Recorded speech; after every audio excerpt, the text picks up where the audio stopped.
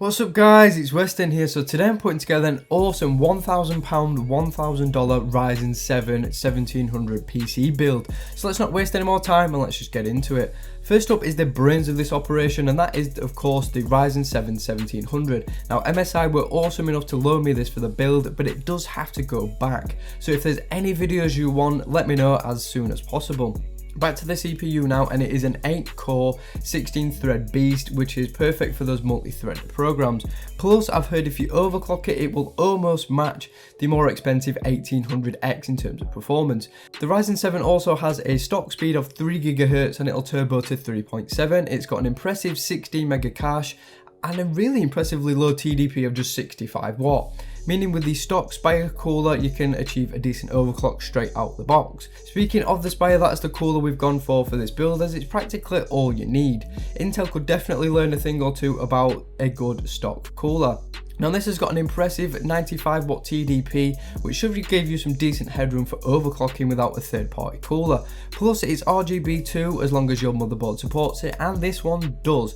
Talking about the motherboard, we've got a MSI X370 SLI Plus. Now MSI did loan this alongside the Ryzen for this build, but again it's got to go back, so keep an eye out for a review as that will be dropping soon. Back to the motherboard now, and it is very nice. MSI is giving us a stealthy black look with some chrome accents, and it is definitely one of my favourite looking motherboards for Ryzen at the minute. Plus with it being cooler neutral, you can add your own accents to match your theme of your build, whatever you're going for. But this motherboard isn't just a looker, it's packed with some impressive features too. It has DDR4 boost for speeds up to 3200 MHz and a capacity of up to 64 GB. It's got a single M.2 which supports speeds up to 32 GB per second. It's also got support for 2-way SLI and 3-way crossfire using the steel armor reinforced PCI slots. It's also got an isolated audio PCB for improved quality, a dedicated RGB header so you can actually add the Spire cooler to control RGB, and if you don't want to do that you can also add an RGB strip as long as it's compatible. We've also got 4 onboard fan headers, obviously more fans, and we've got 6 SATA 3 connections for all your SSDs, your hard drives, etc. Plus it's got a pretty impressive rear I/O which features all the latest connections and all the latest USBs too. But again, I'll cover more of that when I get round to the review. Quickly onto my RAM choice next, and I've gone with a trusted 16 gig from Kingston. It's HyperX, 2133 MHz, it's black and it fits perfectly with this build. So next up is the GPU, and because it's AMD we needed some red up in here, and that's where MSI has hooked it up again with the RX480 4GB Gaming X graphics card. Now this is great and now really highly affordable too, coming in at around £200, just over $200 in the US. Now this is more than capable of crushing some 1080p gaming and even getting some light 1440p done too. As for looks, you know it's an MSI card from the red and black colour scheme and its distinct styling.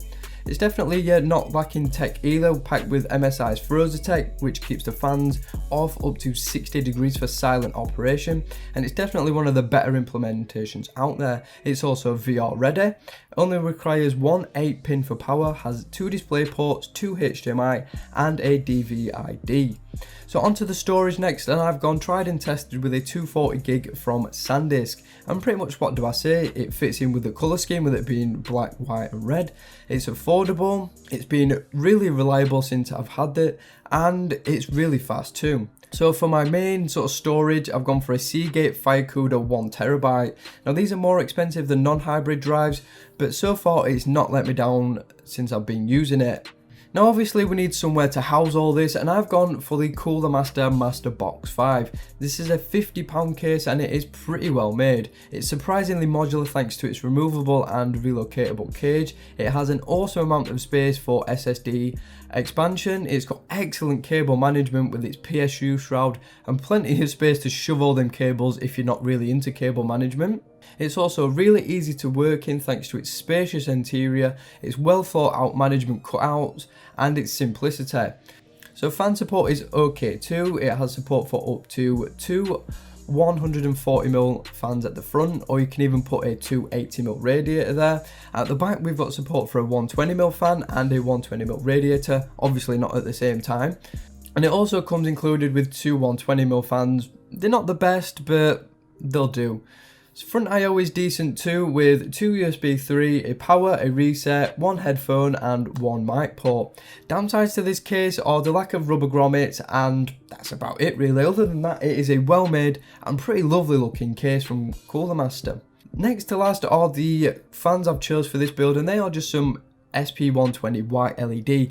Now I know it's a Ryzen build, I should have gone red, but these are taken from a previous build, so if you're going to do a similar build, then obviously you can colour match it to your setup, or even go RGB fan if you're that way inclined. Finally, powering this build is an old 750 watt PSU I just had from a previous build. I'd actually personally now go for something semi-modular like the CX550M, as the parts in this build are not that power hungry.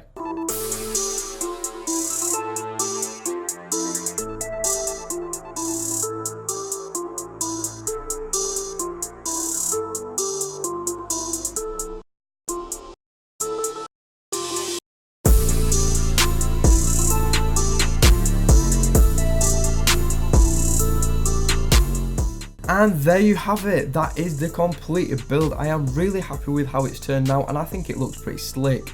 The black, the silver theme with the splash of red from the GPU makes it look really clean, but you definitely know that this is an AMD build. So all the parts featured in this build will be linked in the description if you want to build something similar for yourself. So I will be doing some benchmarks on the system, so make sure you want to subscribe if you want to check that out. Also, like I mentioned at the beginning of the video, if there's any other video you want to see, drop a comment because I won't be having this for very long. So that's it from me on this one. Thanks very much for watching. Leave a like if you enjoyed the video, and I will see you all on the next one.